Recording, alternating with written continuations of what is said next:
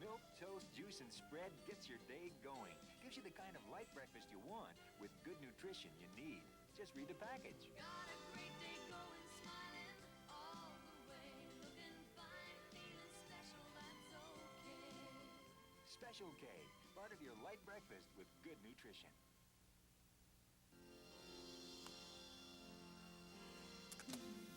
Get a grip on quality, versatility, and high performance. Test drive the Minolta XGM. Our new camera should be your new camera. For a limited time with your purchase of the XGM, you can put it all together in this custom action case from Minolta at no extra charge. Wait till you see how good you can be with Minolta. Eris Isotoner warm-up gloves are luxuriously flexible and elegant, thanks to their warm lining and handsome leather strips. Warm-ups come in a variety of colors, and one size fits all. Eris Isotoner warm-ups will make ideal gifts this Christmas. And now, Eris Isotoner warm-ups are available for your man. Eris Isotoner warm-ups say it all. Coming up next, Webster.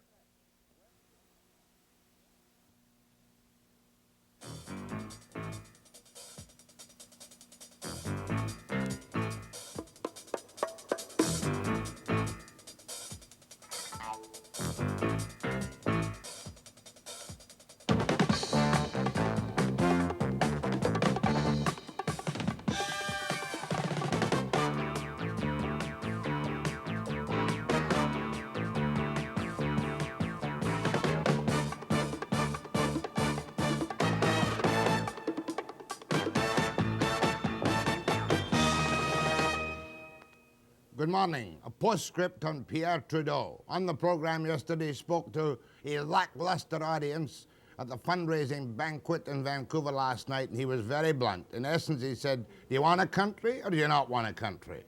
Do you want the place run by 10 premiers or do you want a strong central government? Because the premiers don't even tell you the facts about how much money they don't pay.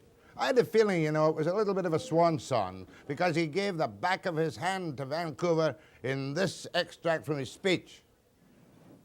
I think this province, but this city, is the most typical city of what Canada is. The most typical one of all the cities I know in Canada. And why do I say that?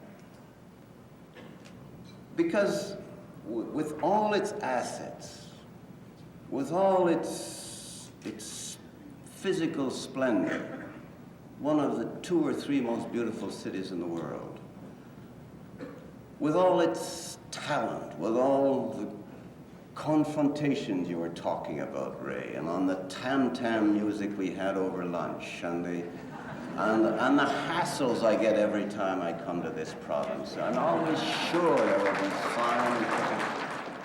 It's a city full of life, full of wealth. It's a city with great affluence in spite of all the beefings I've heard about the budget. And it's the same after every budget. You cry wolf too often. I mean, if at least one time, one part of the budget were dearly loved by the people of Vancouver, I'd say maybe I'll be worried. But I'm not worried about your criticism. I'm really not. No, I chose not to make a speech on the budget tonight because the budget is a passing thing, and there'll be another budget next year that you can beef about. But Canada, and with your two newspapers, the Province and the Sun, and I think they're more provincial than they're sunny, but that's... You're terribly unaware of what's happening in this country. And terribly unaware.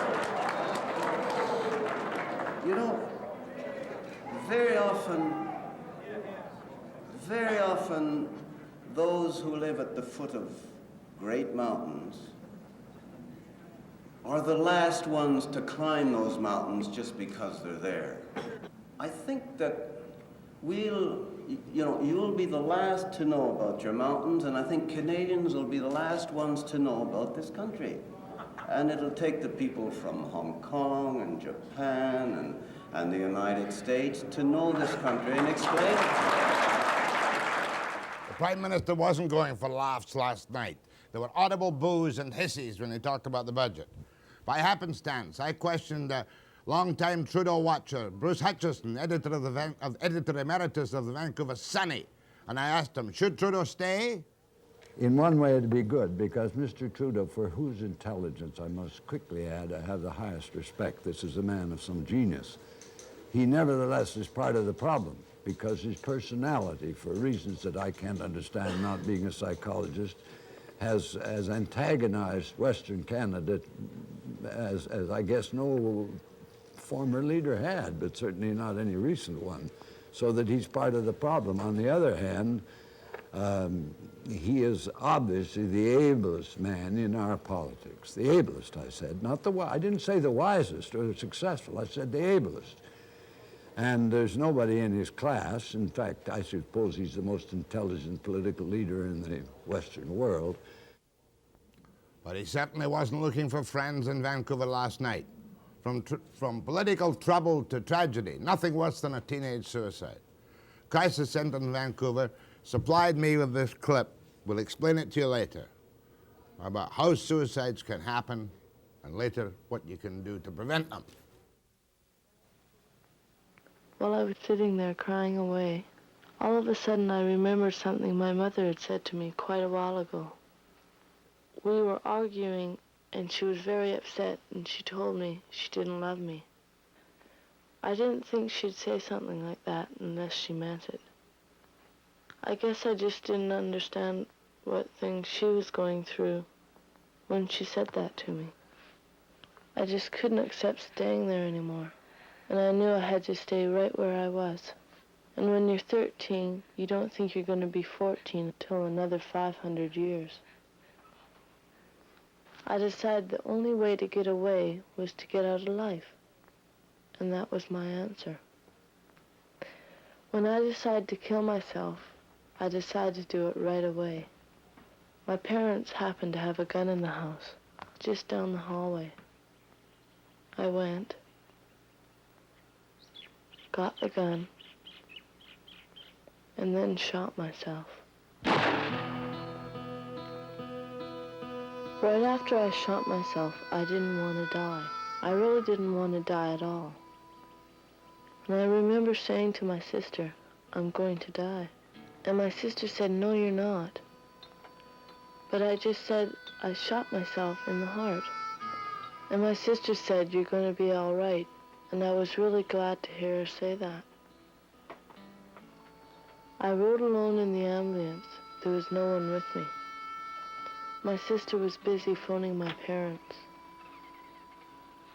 I woke up 2 days later in the hospital after my operations. My family was beside my bed, and no one really understood what happened. And with me to tell us about this adolescent suicide problem and a program to try to prevent some, Gary Mavis of Crisis Centre, young Dave, who's going to tell us an experience, and the school counsellor, Donna Pearson. Now, off the top this morning, a man who has jumped, I suspect unwillingly, from the corporate back room to the corporate front room is Bruce Howe, from Mac and Blow to Brick. And we're going to try and find out if it'll ever go back up to $9. He's not allowed to tout the stock, but he can give some worried purchasers of brick some reassurances, perhaps, after the break.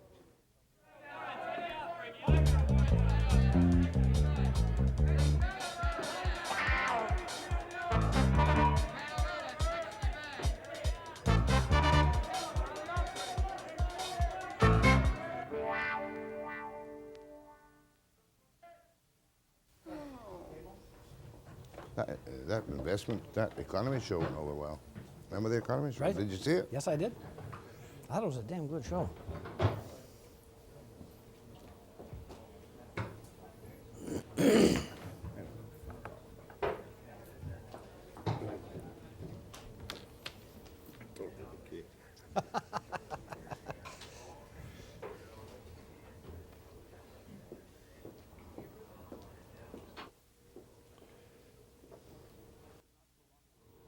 social credit backbenchers not so long ago demanded a commission of inquiry into BRIC. They won't get it for a couple of reasons. The assets of BRIC were publicly bought by a socialist government and then put into BRIC by a social credit government. BRIC went through some fair traumas, I'll tell you, in its successful and unsuccessful takeover bids. But one takeover bid it succeeded in was to take over Bruce Howe, who was the president of Mac and Blow, to become, after Helliwell's unfortunate troubles, the top man in BRIC. Don't know where to start with you this morning because I happen to know, Mr. Howe, that you're really just on a public relations gimmick these days. You deliberately come out of the corporate backroom to become the image of confidence and prosperity about the future of BRIC, and you're doing this deliberately to not support your faltering stock, but to try and give people confidence in the shares many bought at $9. True or false, sir? Well, Mr. Webster, I don't think... You may call me Jack. Can I call you Jack? I'll call you Bruce. All right. Okay. It really isn't a public relations venture as you imply. I'm cynical, of course. You understand that. You're one of the world's true cynics. That's true. But what I discovered is that having bad public relations is bad business. It's bad for the company, and it's bad for its shareholders. And so, having discovered that I'd made some fairly serious mistakes in dealing with the media, we felt, and I feel, that it's important that I tell the shareholders what's happening with their company. And answer any given question. Yes. Start with this given question. Do you think it's good for your image to appear in some minor local show on another network and be diving into your gorgeously expensive swimming pool in your lovely house in Point Grey? Well, actually, it isn't a gorgeously expensive swimming pool. It is, however, a gorgeous way to start the day. Every morning? Every morning. Into your own pool? Including this morning. Full of visionary ideas about how you're going to turn BRIC from a mere investment company into a real operating unit, which is in developing the resources of BC. What are you going to do next? It already is that, Jack. And it's going places, and it's got a great future. In other words, you say in the quiets of the night, thank God for Davy Barrett. That was smart of him to buy Cancel, BC Timber. But who did the coal deal? BC Resources did that itself. Under Helliwell? Yes. Paid far too much for it now, looking back on it. You must have horrors in that one, too. They could have bought the stock at $25 and finished paying $55. Well, it's hard to say how high is up. I can tell you one thing. What's that? That the amount of money that was paid for that company could not have built a new coal company from a green field to what it is now. There were many disquieting thoughts about the actual Kaiser deal, and I'm not going to pursue them, but there was one that really bothered me. Kaiser's selling organization, it turned out on the deal, had a sales contract for automatic commissions of, what was it, $9 million a year? 3.5%. $9 million a year. And somebody, perhaps it was you, perhaps it was Helliwell, said, we're going to wipe out this 3.5%, $9 million to Kaiser's company. Why have you not yet done that? Well, what we announced in the middle of the year was that we had made the decision, after careful study, to do our own coal marketing. Right. And the first thing that we had to do was to build a coal marketing organization.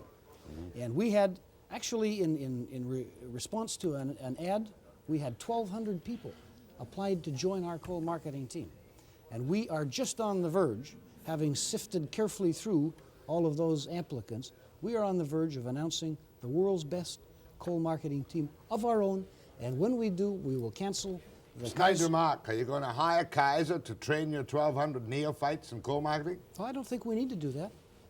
So as soon as you've got this team hired, you will, how much notice do you have to give to Kaiser? Under the agreement, he gets 90 days notice. 90 days notice. Have you selected your staff for your coal marketing group? All but one were ready to go. That's the top man you haven't picked yet. Well, the top man is just on the point of joining us and is just looking over the whole organization. And I think we'll be having an announcement on that within the next month or so. Kaiser's sales staff get the boot within 60 days. Notice to get the boot within 60 days. 90 days. No, 60 days from now, you'll have given the 90-day notice. Oh, absolutely. I'm giving you extra time. That's 2 months and 3 months. 5 months, you'll be selling your own coal. Is it selling? Yes. What and there's one other thing I just want to make sure that we understand in this whole question of selling. There's a very important person out there who actually pays for it. The customer. And what we want to do is make sure that we do these things with a standard of excellence so that the customer is happy to deal with us and is confident of where we're going, Well, now just as we are. you're making money on the coal right now, aren't you? Yes? But you lost, how much did you lose in was it the last quarter you lost a miserable $2.1 million? Yes, Why was that? Well, it was basically because the forest products business is in the worst depression in the living memory of most people in the business. Shades of what Calvert Knudsen told me the other day. Well, let's be specific for the people up there watching. B.C. Timber, does that cover all your lumber operations, lumber and logging operations? All our logging, lumber, and pulp and paper operations. How many people have you had to lay off because of this, because of the slump, the recession? In our sawmills, we probably have close to half our people on some kind of temporary How layoff. many would that be, 1,000 or 500? Couple of thousand. Couple of thousand. Logging operations, they close down anyway, don't they? Well, they close down for periods of time because of the weather, but this year we're shutting down early and starting up late. And it's very unpleasant. Jack? So, are you saying to me, Mr. Howe, and I'm speaking to you now as the B.C. Timber boss, that the prospects of full employment in B.C. Timber, at least until the end of 1982, are very dim? Well, the real problem is nobody can accurately say when that housing market is going to come back into operation in the United States. And that's what we depend on for our lumber. Well, I realize that. About one-third of the American stock is supplied from B.C., isn't it? Mr. Trudeau couldn't seem to understand yesterday that when he flip-flopped on MURBs, that he hit the lumber business in B.C. Would you say that he should be able to understand that from his own budget? Well, he hit, in terms of the MURBs, he hit the whole housing market. Now, not all of it impacts the lumber because a lot of those are concrete buildings, but it just On impacts... the West Coast, the lumber. That's right. Yeah. What did you think of his budget? Did he give you any hope that here was a dynamic budget which is going to help you in your, I mean, what are the assets worth?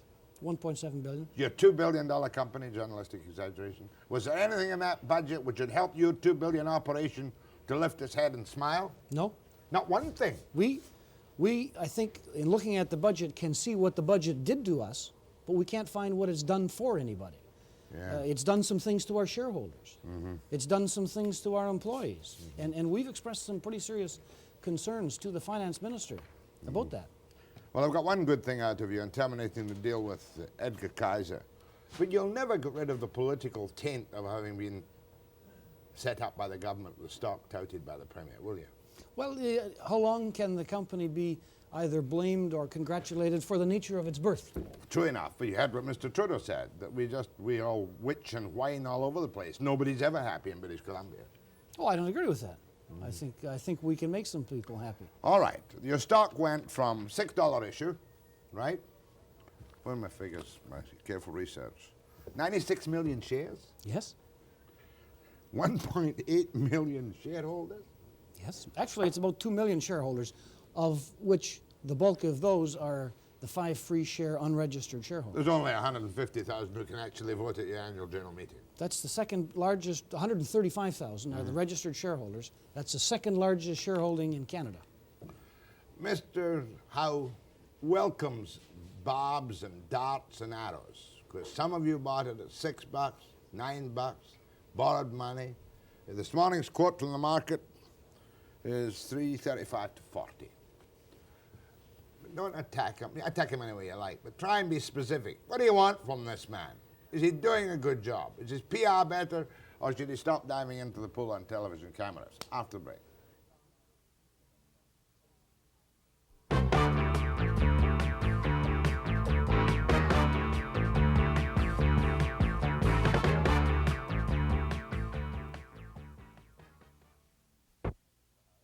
Bruce Howe is president of B.C.R.I.C. Serious question, Mr. Howe. I noticed that BC Rail is in a little bit of trouble with its tunnel contracts for Northeast Coal.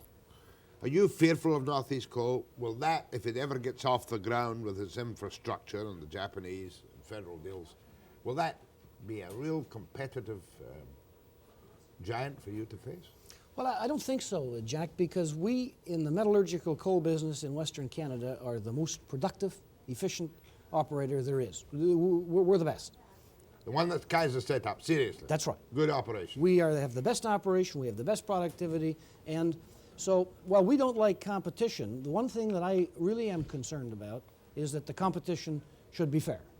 That is to say that government subsidies, which I personally am philosophically against, if they're going to be given up there, my 135,000 registered shareholders and 2 million unregistered shareholders deserve the same kind of a break. Do you get subsidies now? No. They're getting massive subsidies up there. Well, it depends on how you measure a subsidy. Well, it depends how much you pour down the drain on B.C.R.I.C, doesn't it? Don't forget that somebody built the Canadian Pacific, and we use that to get our coal to port. So there are some basic infrastructure things. But you are afraid of massive subsidies, which could undercut southeast coal by northeast coal in your overseas market. The shareholders of BC Resources deserve the same kind of break as any company up in the Are you Northeast. asking for subsidies for your coal? No, but the message that I've left with both the provincial and federal government is I'm against subsidies, but whatever you're going to do up there, my shareholders are doing the same thing. And oh, by the way, we're building a new coal mine for $287 million at Green Hills. We're doubling the super port at Roberts Bank. Oh, by the way, just about the same thing that's happening up in the Northeast. And we're doing that with our shareholders' money. Are the feds not building the super port at Roberts Bank for you? We're the operator of the port, and what they do is they build the land, and we lease it from them, and make all the expenditure from there. You said productivity was good. How about strikes? Well, we had a strike last year. We're in negotiation now. We're hopeful that we can achieve a good labor settlement without a strike. Did any of the unions listen to your somewhat radical suggestions for improving relations and contracts? You even talked about a no strike bonus or something, didn't you? Yes. How would that work? If you don't go on strike, I'll give you an extra nickel an hour. Well, if you look at the fact that one of the things that really damages our productivity is going on strike, it seems to me that the concept I'm trying to get across is to get away from fighting, to get away from the adversary and say, look, we got some things to do together and we can share the profits. Have you told your unions this? Well, we are in the process of discussing it with them. And what have they done? Just turned their face to the wall and said the hell with you? Well, some of the comments have indicated that they think it's pretty naive and idealistic. But on the other hand, if we're going to try to do something different, we have to come out with some of these ideas and be prepared to run some risks. But you appreciate, of course, that you can't ever take away the right to strike in this problem. Absolutely, and there's no attempt to take away the right to strike. Let's see what people have got to say to you. Go ahead, please, to Bruce Howe of Brick. Two comments to Mr. Howe. The $2 million loss that you sustained last year is hardly anything when you can consider that you didn't need to lose any of it if you hadn't creamed it off and paying commissions to a coal salesman that had nothing but evergreen contract. Oh, good question. Well, let me just make a couple of comments to factually to get the facts right. The company lost about $2 million in the last quarter. The primary reason for that loss was because of the strike in the forest industry and the worst housing market in the last 40 years. Now, dealing with the question of the commissions to Kaiser Resources, I commented a little bit earlier that we have announced what we're going to do, and that is, first of all, to build our own coal marketing team.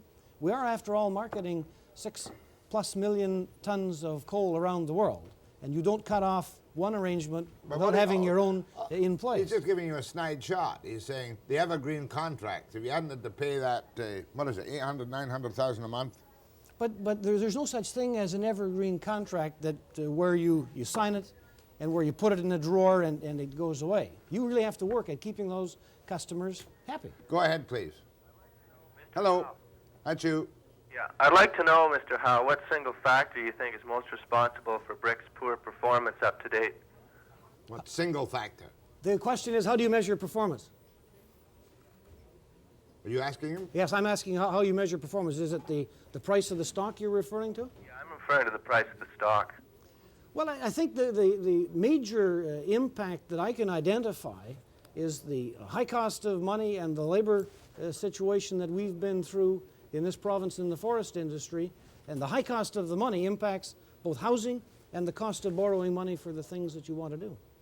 Well, that's a good philosophical answer. There may have been mistakes made in the company in the past which also affected the factor the single factor of the price of the stock. Well, yeah, I think you're absolutely right, Jack, and I think one of the key points is that there are no simple answers as to why things are the way they are. And anybody who tries to tell you that there is one single answer isn't in possession of the facts. It's as Jack said, you've got interest rates, you've got confidence, you've got all the things that are happening in the economy. So there really is no simple answer, I'm sorry. Was it you that tried to buy Mac and Blow? Was it you that was in the deal in buying Mac and Blow? Yes. Do you wish you'd got it, or were you glad you didn't get it now? Well, I've come to a point, Jack, where the past is the past. And so I don't go back and No retread to inquest, that. you say. That's You're right. not going to dig up that body. Go ahead, please. Good morning, you old goat. Who, me or Mr. Howe? I'm all for Mr. Howe. Oh, good. I'm the all for his old goat. directors. They're all very, very honest men. You cannot do any better than that. Take a bow. No way do I want Dave Barrett, Jack Webster, or the Sun newspaper running my financial portfolio. I would say that's a very wise decision, especially in relation to Webster. Yes. And my job here is not to do it, not to reason why, but just to do or die. And if you want to praise Bruce Howe, God bless you and God bless Bruce Howe. That's a praiseworthy call. I cut them off. Go ahead, please. Hello? Yes. Oh, Mr. Howe. Hello? Yes, speak up. Mr. Howe, when a company buys another company, it acquires all the assets and assumes all the liabilities of that company. A forward sales contract is one of the assets. When Kaiser Coal was sold to Brick, how far forward was the coal to Japan sold, and why was it necessary to pay so many millions to Kaiser to sell coal already sold, which in effect is what you did? Yeah, let me take one step back and try to explain to you how a coal contract works. A coal contract really depends on the buyer and the seller having an amiable and understandable commercial relationship.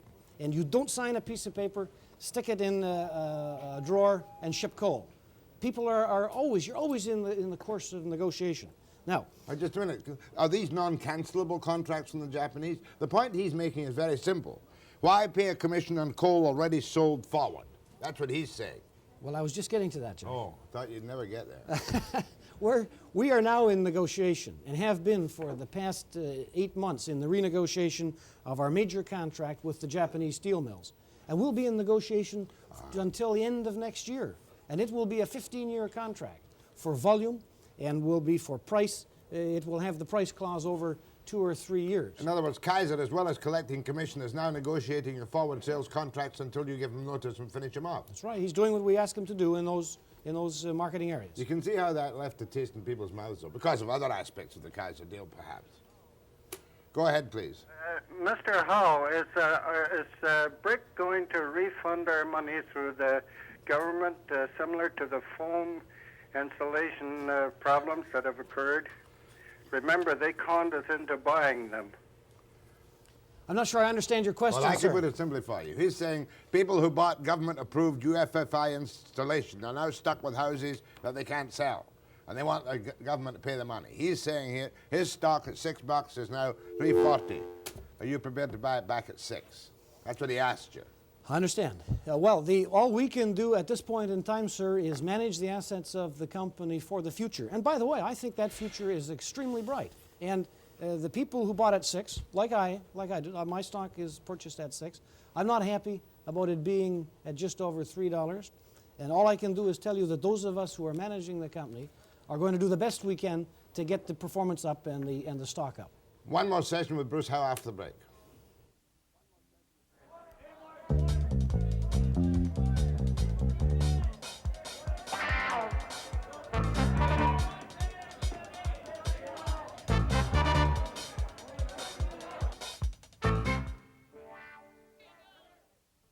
Yes. Quite seriously on your labour strife suggestions, what did you succinctly suggest? I guess I basically, Jack, suggested only one thing, that the labor side and the management side should sit down and see if there isn't a better way than the traditional adversary method of doing it in negotiating. But you did talk about production bonuses. That's right, productivity bonuses. Yeah, you did talk about no strike bonus. That's right. You did talk about continuous negotiations. Yes. But you're dealing with the same old unions, aren't you? How could you possibly pay production bonuses? Could you set up a profit chart against production and give wage increases to people at the end of a good year? I think we could do that.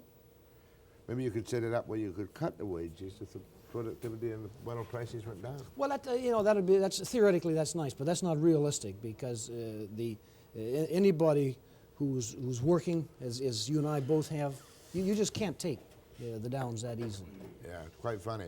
Hutchison told me the other day, he didn't like the $500 million for the woods industry, but what could he do? His employees have to cope with inflation. I suppose you're stuck with the same thing. Merely means the only way you can save money is good productivity and reduction of your labor force by economies. That's right. Go ahead, please. Hello. Hello. That's you. Speak up. Yeah, Mr. Howe. Yes. The interest you received from the money of purchase. Carry on. If I have phone trouble again this morning, I'll flip my gasket. Hello? Do start again, sir, and speak up. Hello? Yes? The interest paid at the banks for the money received for the brick share purchases should have offset and more than offset the deficit. Go on. Is that a question? Well, I think the question is why was there a deficit in the third quarter, and what about the interest that was earned?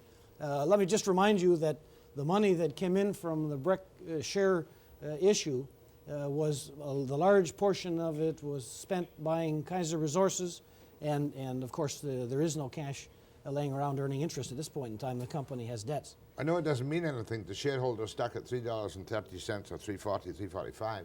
What is the realistic breakdown value of the company on a share basis? On a per share basis, the assets that underlie each share are approximately $8. That's right, but that means in fact nothing because the shares are only worth what a willing buyer will pay for them. Isn't that right? That's exactly right. Just like a piece of real estate. Go ahead, please. Hello. That's you, sir. Yes. Okay. I would like to know why Brick cannot operate within the 100,000 shares they have. I'm a shareholder, and I don't believe in this new, or they're still pushing for this according to this question and answer period on the last statement I received. They're still pushing for more shares. Yeah, why? Let me explain it. How many shares are you pushing for? Why do you want to dilute the value of the stock? Well, the short answer is we're not going to dilute the value of the stock. What we want to do is recapitalize the company so that what is authorized. Now, I want to make sure that I have emphasized that there's a difference between authorizing shares and issuing them. We now have 100 million common shares. We have no preferred shares. And what we will propose at the next annual general meeting is to double the authorized common shares to create approximately the same number of preferred shares. Now, what we will do with that, particularly with the preferred share, at the right time, we will issue preferred shares, which have a different relationship than common, and use that money to retire bank debt. So it's going to be in the best interests of the shareholders. Now, nobody in the world wants more shares of BC Resources at $3. But we want to have the shares authorized so that at the right opportunity, they can be issued for acquiring assets or improving the situation First of all, you're going to put for the shareholders. Preferred shares to retire bank debt. That would be our intention. And then a stock of common shares to sell on the market for further acquisition. One of the things that I'd like to have at the right point in time would be an employee stock purchase plan, to have our employees fully involved in the ownership of the company. And we need to have common shares authorized to do that. I think I understand it vaguely. Go ahead, please. Oh, sorry. Go ahead, please. That's you. That's you. Fine, thank you. Do speak up. Jack, I would like to ask Mr. Howe, or I'll direct my question directly to Mr. Howe. In view of the last 2 years' performance of lack of any kind of dividend whatsoever, I feel that Brick, up to this point, has been a failure. And your television sound is also up this morning, one of our problems from your point of view. He feels it's been a failure. You're obviously going to reject that out of hand. Do you have another question, though? Hello? I'm going to go crazy this morning. Go ahead, please. Hello? Hello? That's you, sir. Speak up. Bonjour.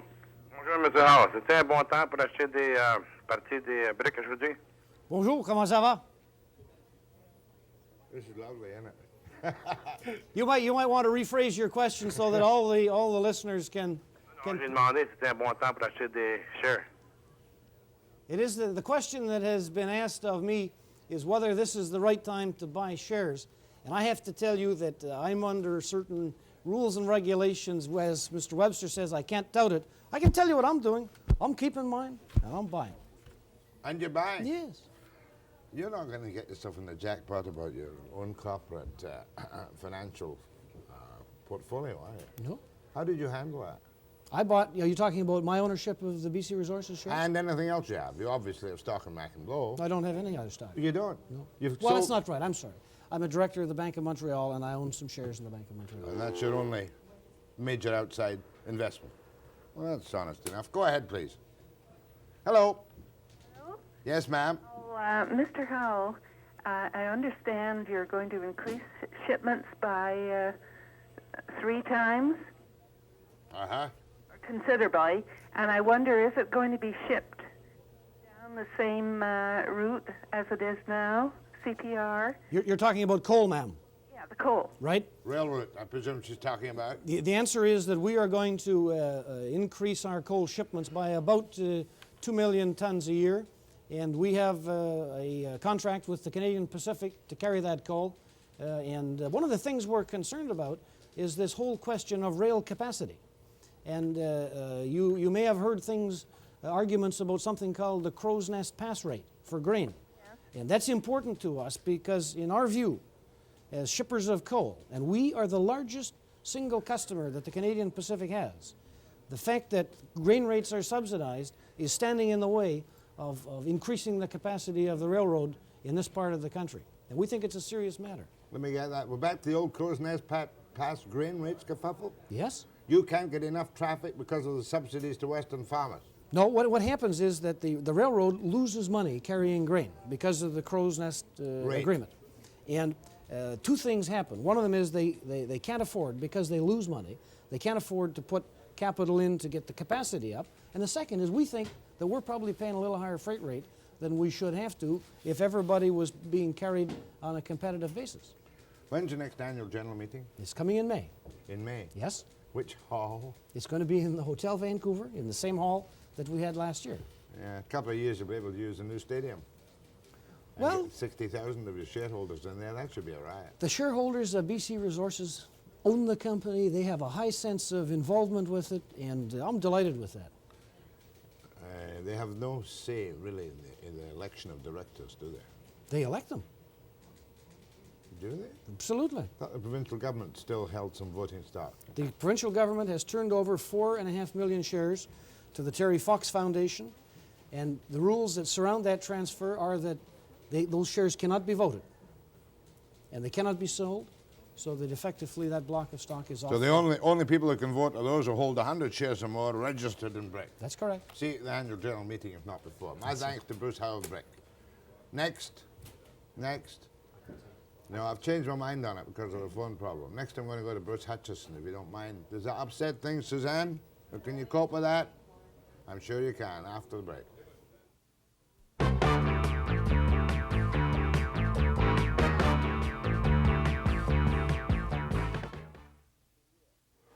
In the past 60 years, the man who is with me now has been closely involved and has directly covered every major event in this nation of Canada.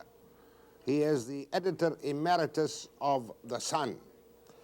And despite the fact that I get annoyed at the Sun on more than several occasions, I can't really get annoyed at Bruce Hutchison because he's a newspaperman's newspaperman.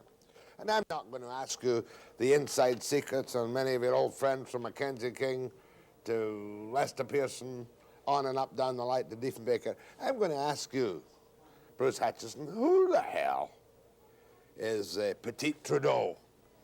Well, he's not obviously Pierre Trudeau. Petit Trudeau, in my book, is a French-Canadian who happens to live in British Columbia and weighs 300 pounds and is supposed to be able to run faster than any man in the world. He can run a 5-minute mile.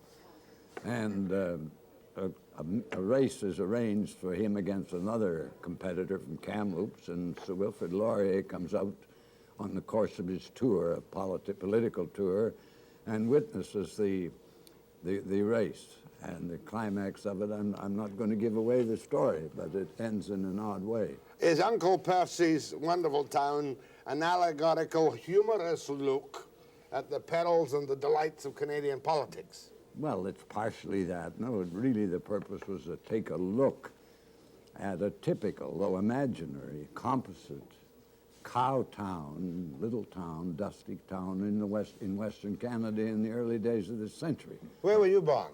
In Prescott, Ontario, but I was only there 6 weeks when I was brought out here. Now, we don't want to be sued or anything, but this is obviously there for your allegorical memories and your sharp political wit based on Merit, B.C. Well, there's a lot of it in it, but it's the town I've described here is very different from Merit in its size and its surroundings and its people. The characters are not all from Merit that I modeled these characters on. The reason I mentioned Merit was that you were brought up in Merit at one time. No, I wasn't brought up. I was only there a year. I was brought up in Cranbrook, and there's Cranbrook is in this book, and Nelson. It's a composite, and it's imaginary. I wouldn't want the good people of Merit to say that I've slandered their town or anything, because it isn't Merit. No, I know that. I'm just doing that to provoke you, that's all. And also to provoke the people of Merit. And the people of Kamloops. Well, sure, Kamloops is in the book, too. Now, but this is your life, Bruce Hutchison. I always thought of you as particularly sophisticated in political matters and a guy who really had been born or brought up in the halls of power. The corridors of power. When did you first, sir, enter the corridor of power? Well, the chief reporter of the Victoria Daily Times in the Parliament buildings in the legislature of British Columbia fell ill of all things. He was a middle-aged man of mumps, and they hadn't anybody else to send over, and they sent me at the age of 20. And I stayed there for 15 sessions of the legislature, and then I became interested in politics, that's all. Who was the premier when you went there? John Oliver. It's not that long ago, is it? And it sure is. John Oliver died in 1927, and he became leader in 1917. Well, you know, you can talk all you want about your book, but I've got to have a chance to have a couple of broad questions at you about, I don't think you ever actually used this title, but it's the kind of title Canadians tend to use. Whither Canada? Yeah. Whither Canada? Can you whither Canada for me? No. Whither it, can you? No, I can't say where we're going. I can say how we got here, though, into the mess we're in, I think. But you have a jolly good idea where we're going. Well, I don't think we're going to break up, if that's what you mean. That's what I mean. No, I don't think so. But where any nation or the human race is going, I don't think anybody knows. I think we're in the most perilous period in the whole history of the human species. Well, now, you're the guy who also whistles around Washington and Ottawa. I just came from there a few days ago. Are you telling me that you're as much fearful of the leadership of the Western world as you are of the bogeyman of Eastern Europe? Well, I don't know much about the bogeyman of Eastern Europe, but a phrase of Wellington's occurred to me. He looked at his army and said, they may not scare the enemy, but they sure scare me. That's the way I look at the leadership of the Western world. When we look in Canada, though, can you tell me how come in 1981, after 100-odd years of Confederation, we have such a paucity on the face of it of potential vibrant leadership in all three of our major parties? Why is it? Well, because the society we live in is a commercial society. The objective of all young men most young men is money, and they go into the professions or into business, and they don't go into politics. Whereas in my early days, a bright young guy was attracted into politics. That was the place where he could shine and make a success. Today, that isn't an attraction to them. In other words, politics and newspapering were two upwardly viable professions for people who wanted to make a mark. Is that not correct? Well, those are fancy words, but that's the idea. Are you telling me off for using that clumsy, stupid, bureaucratic phrase? Yeah, I am, yeah. And I'm the one who always complains about it. But quite seriously, and I'm going to bring you back contemporaneously. We could nostalge. We could talk about the good old days or the bad old days. When you look at this country today and you know that Pierre Trudeau is going. I don't know that. He always says, elect me and I'll quit. Is that not correct? Oh, yeah, but this man can change his mind. He's changed it dozens of times. I don't know when he's going, and nor does his cabinet. You can take that for sure. Some say he'll go in 6 months. Some say he'll stay for several years. Now that he's got into this latest dispute with Mr. Levesque, and things are getting very difficult in Quebec, he may feel that he has to stay and see us through that period. I don't know. Is that bad? Oh, I wouldn't. In one way, it'd be good, because Mr. Trudeau, for whose intelligence, I must quickly add, I have the highest respect. This is a man of some genius. He nevertheless is part of the problem, because his personality, for reasons that I can't understand, not being a psychologist, has antagonized Western Canada as I guess no former leader had, but certainly not any recent one, so that he's part of the problem. On the other hand, he is obviously the ablest man in our politics. The ablest, I said, not the I didn't say the wisest or successful. I said the ablest. And there's nobody in his class. In fact, I suppose he's the most intelligent political leader in the Western world.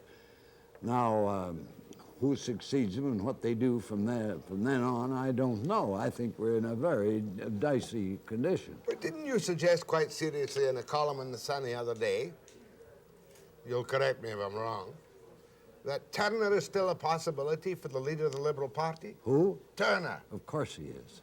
Oh, come now. Yes. If he'd come out of that cabinet after the split with Trudeau and laid his position on the line, he could have held a gathering support of respect. But he vanished and sits on the sidelines and sends out little newsletters. Yeah, the newsletters were his terrible mistake, but he may have lived them down now. But there's going to be a great vacuum in the Liberal Party when Mr. Trudeau goes, and who's going to fill it? You tell me if it's not Turner. I didn't say Turner would. Now, Mark me, be careful about this. Okay. John will hear about this. I said he could. I didn't say he would. But in the final analysis, I suppose Trudeau is the Prime Minister who can govern this country regardless of the boys in the back room. If, for instance, we'll say, to just use the generic phrase, that the Bay Street boys and the Montreal boys decided he had to go because they don't like his tax policies. They might squeeze out a lesser man, but they wouldn't squeeze him out, would they? Oh, no. More with Bruce Hutchison and Petit Trudeau, who has no relationship to Pierre Trudeau, from Bruce Hutchison's Uncle Percy's wonderful town after the break.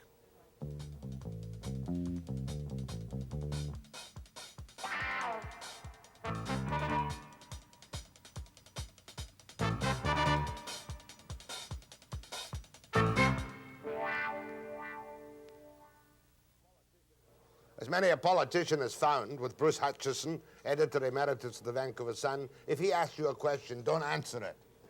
He just asked me just now, who do I think? Well, I'll tell you who I think.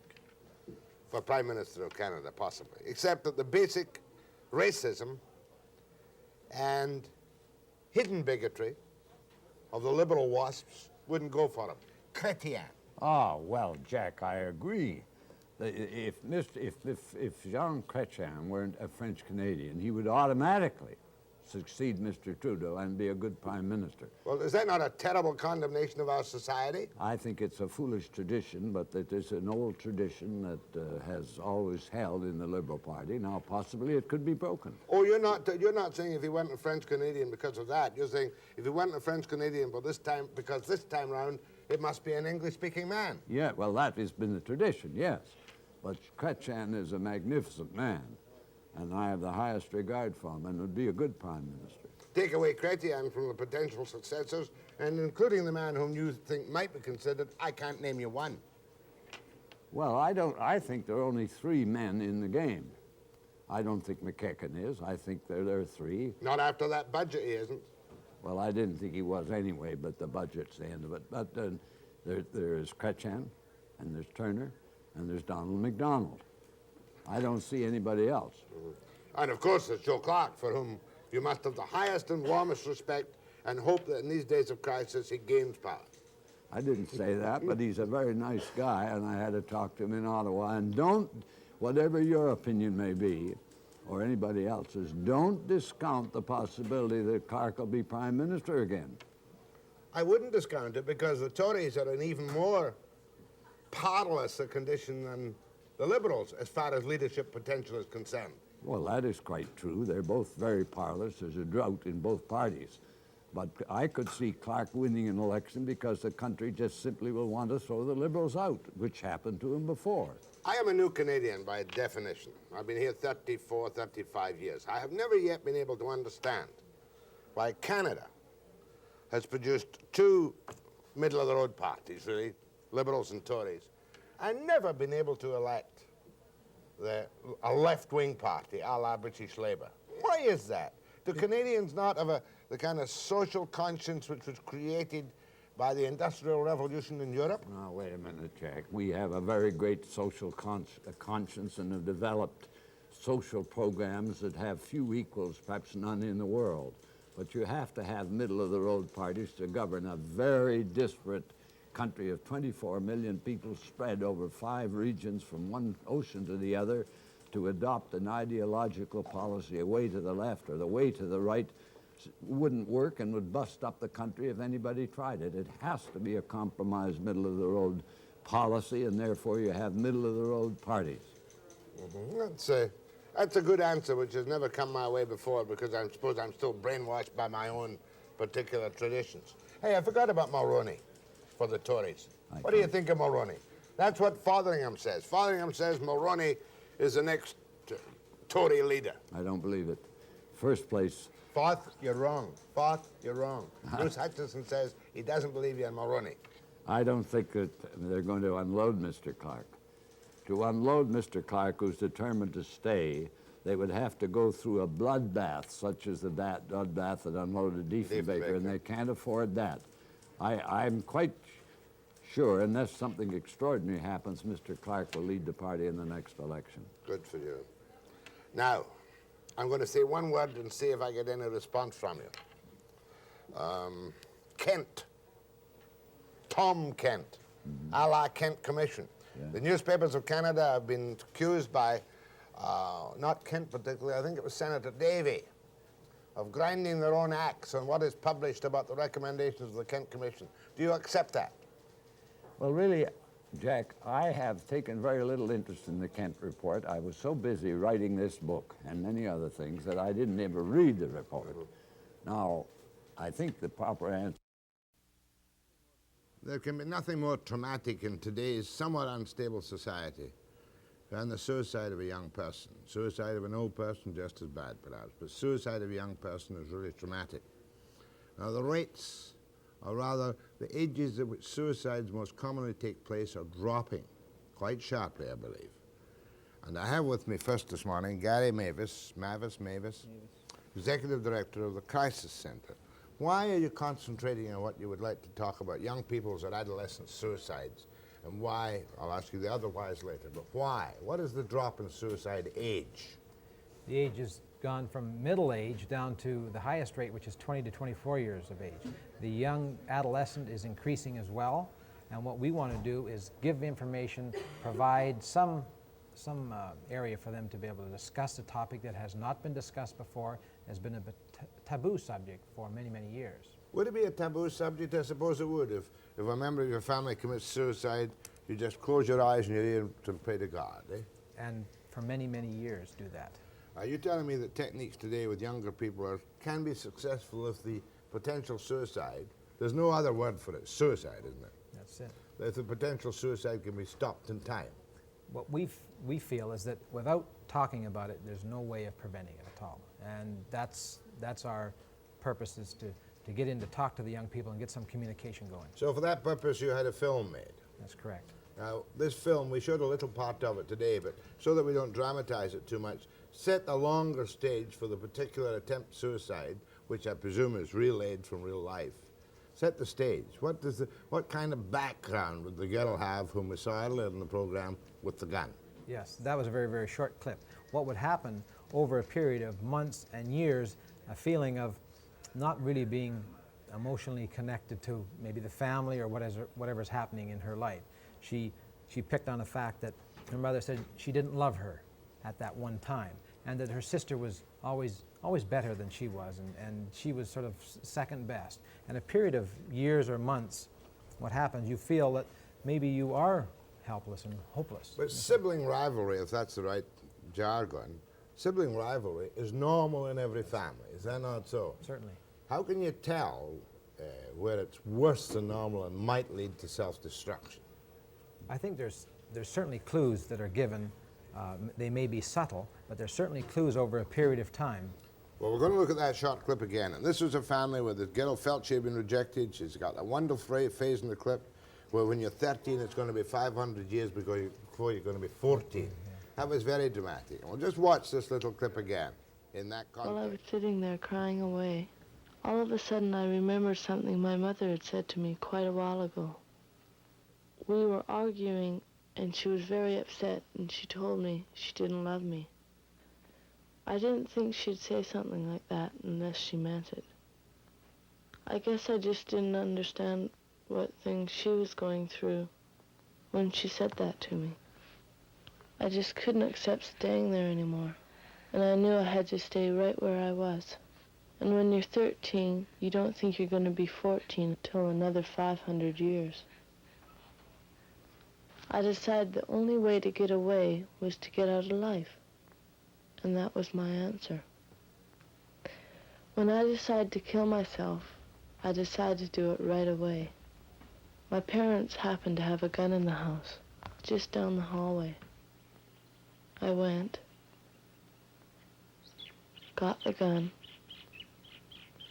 and then shot myself. Right after I shot myself, I didn't want to die. I really didn't want to die at all. And I remember saying to my sister, I'm going to die. And my sister said, no, you're not. But I just said, I shot myself in the heart. And my sister said, you're going to be all right. And I was really glad to hear her say that. I rode alone in the ambulance. There was no one with me. My sister was busy phoning my parents. I woke up 2 days later in the hospital after my operations. My family was beside my bed, and no one really understood what happened. Back to Gary Mavis. Another significant phrase, perhaps not, you'll tell me. She said something about after she shot herself. She didn't really want to die. I didn't want to die at all. So there's somebody taking a 12-gauge shotgun and shooting themselves. You want to die. But as soon as she was not dead, she didn't want to die. And quite often people are suicidal like that in peaks, and if you can intervene in any way, get them to take another perspective of the situation, then they may see things differently. Is that unwise of us? Here's my normal kind of conservatism coming out. We showed that little clip with the girl, with the gun. Mm-hmm. That might put an idea in somebody's head. No way.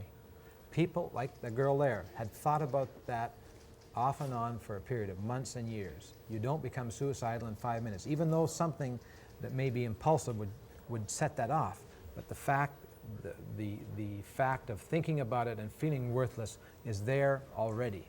And that's something that we have to pay attention to. Can you give me what they call a profile, a rough profile of what a young suicide might be, the reasons, the causes?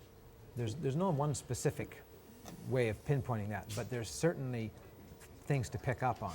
A person that would feel not emotionally connected with the family or some adults in their... Severe depression.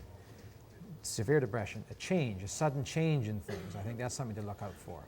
And a combination of other things, whether it be, especially among young people, school work dropping off, not socializing with... Happens to many youngsters, but most of them manage to fight their way through it, don't they?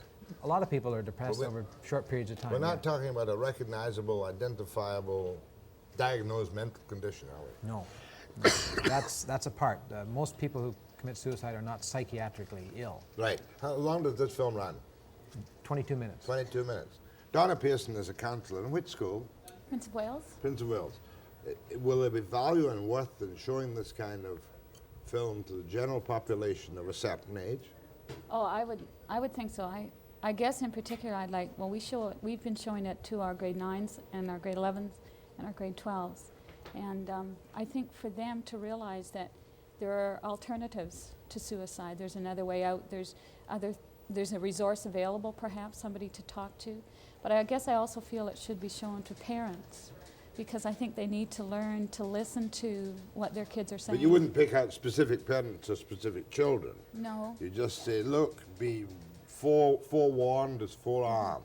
Well, I think they need to learn to listen to kids instead of just always telling them things. But doesn't this put a bit of a burden on the teacher, even the counsellors, in that here you are now, you've got a new thing to worry about, not merely the parents' problems. You've got to try and spot a child who is on the verge of this or that. I suppose so, but as Gary said, it certainly isn't everybody. I mean, kids are under a lot of pressure, and I guess we just have to learn to work within that. I've got to take a break now. I'll come back to you. We'll talk about this a little more after the break.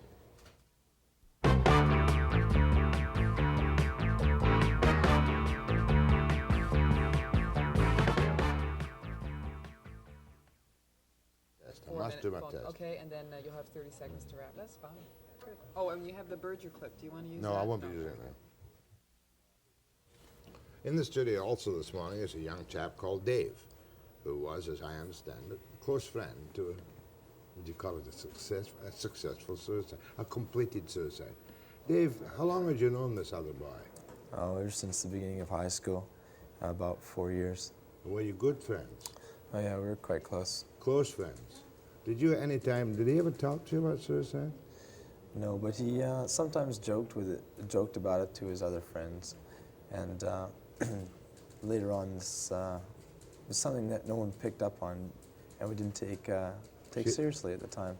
Just looking back on him, and I know it's not particularly easy, could you see any signs now looking back which finally led to this, which you wouldn't have spotted as such? Oh, that's true. Since his suicide, I've read up a lot about it and seen a number of symptoms that I didn't recognize at the time. And that's why I feel this film is so important. For instance? For instance, sudden change in his attitude towards his studies, or... lost interest in his studies? Yes, and alienated himself from his friends, stopped socializing with his friends, and... just broke off and became a real kind of moody loner? Yeah, and also indicated that he was going away on a trip for some period of time, and said goodbye to all his friends, and the jokes about suicide, and all these things, I never was able to add them up because I just... Because you didn't know. Of course you couldn't add them up. How about these sporting activities? I mean, athletic activities? He was a good athlete, and he didn't have such a good attitude, though, and he, for that reason, was cut from a basketball team, and that ticked him off and got him depressed. And one thing leads to another. And looking back on it now, if you had, with the knowledge you now have, going through it again, and having seen this film, you might be able to say to him, hey, what's really the matter? Or even mention to his folks or his other friends. Right. I think that's the thing that the young adolescent males is that you always have to put forth an image, and there's a lot of pride and an ego put forth. And if you say to someone, look, you've really got troubles, let's talk about it, then that person will have to swallow some pride. And in my case, I knew my friend was having troubles, but I felt it was better that if he worked it out himself, and that he didn't have to lose face in front of his friends. And the suicide came to you as a total shock? Total shock. It never even entered my mind. Then we come to you then. If you had identified, or you too, if you identified them, what would the action that could classically be taken for someone who is diagnosed as being on the verge? Okay, Dave's pinpointed it. He's now seen that there's something wrong. Just the initial fact of showing concern for that person and sitting down and saying, you know, I'm kind of concerned, I'm kind of worried, I'm kind of confused, whatever words you could say, but just to sit down with that person and maybe take them aside and talk about it over a Coke or on the court or whatever it would be. And not making a great big thing out of it, but showing your concern for that person, and then going from there. Then you can call in whatever resources that you feel would be necessary from then on. You might go quietly to a school counselor and say, hey, I'm worried about Joe or Peter or Charlie.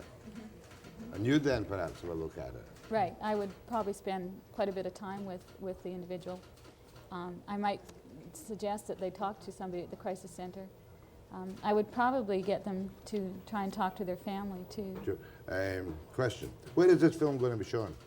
It's going to be shown throughout the school systems, but not only there. We want to show it to any adults, parents groups, service clubs. What's your number?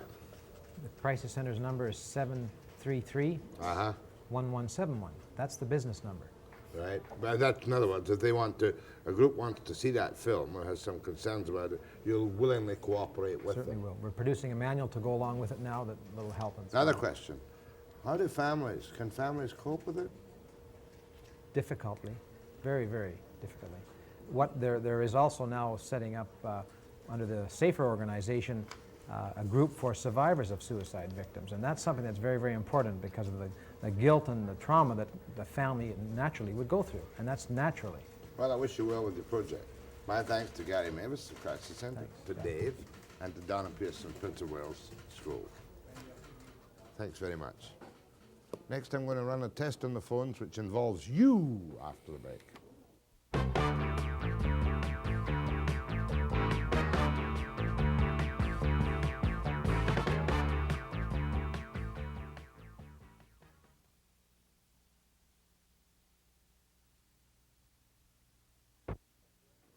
I hope it hasn't caused you any concern, but you may have noticed me struggling a little bit with the telephone calls, the levels, and the audibility.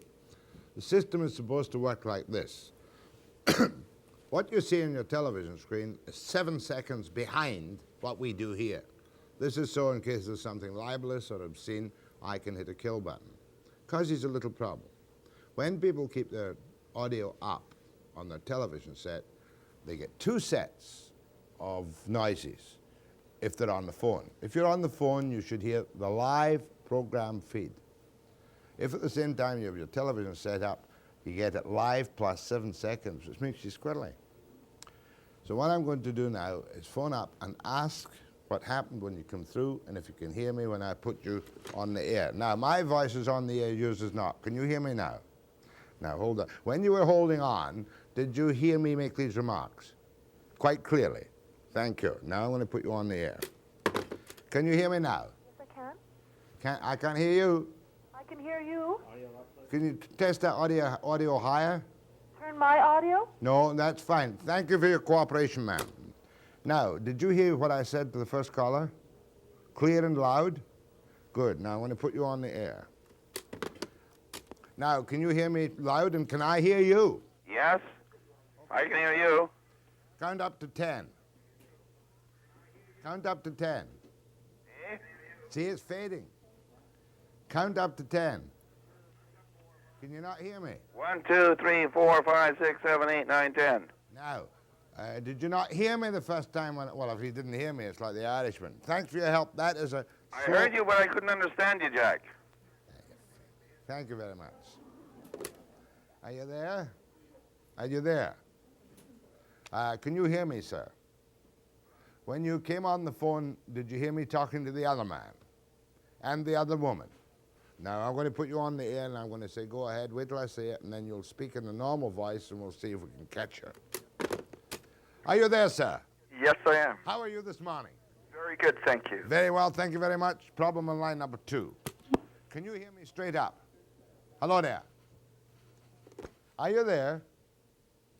Did you hear me say just now, can you hear me straight up? Very vaguely, very faintly. Now I'm going to try you on the air. Did you hear the program feed? The woman